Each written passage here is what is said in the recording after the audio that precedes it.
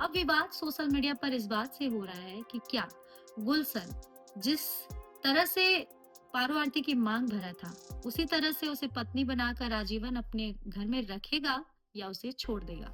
क्योंकि गुलशन के परिवार वालों से बातचीत की गई, कई इंटरव्यूज में सामने आए हैं जिस दौरान गुलशन के पिता ने पारो आरती को अपनी बहू मानने से इनकार किया है। उन्होंने कहा है कि वैसी लड़कियां कभी घर की बहू नहीं बन सकती, वो स्टेज पर ही ठीक है, एक नाचने वाली घर की बहू कभी नहीं बन सकती।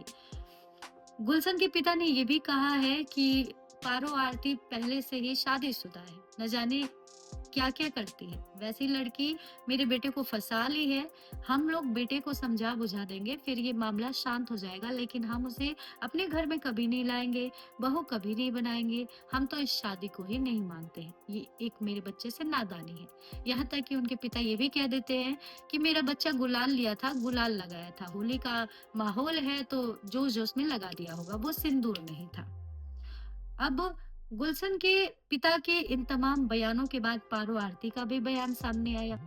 उन्होंने अपने ससुर के सभी आरोपों का खंडन करते हुए कहा कि वो झूठ बोल रहे हैं। अगर मैं शादीशुदा हूं तो वो प्रूफ ला कर दे, फिर मेरा सर उनका जूता। पारो आरती ने कहा कि अब चाहे आप जो भी कर लीजिए, मैं मेरे पति के साथ ही रहूंगी, गुलशन जी के साथ ही रहूंगी, आपके घर में ही रहूंगी, आपकी बहू बन के ही रहूंगी।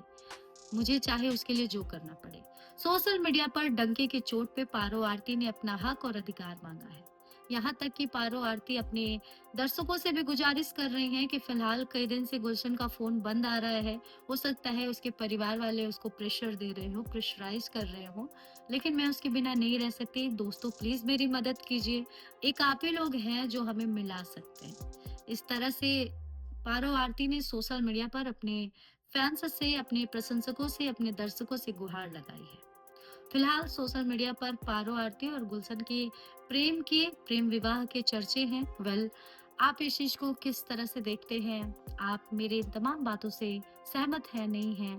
अपनी राय इस वीडियो को लेकर हमें कमेंट सेक्शन में जरूर दीजिएगा और इस तरह के लेटेस्ट अपडेट्स से जुड़े रहने के लिए हमें फॉलो जरूर कीजिएगा।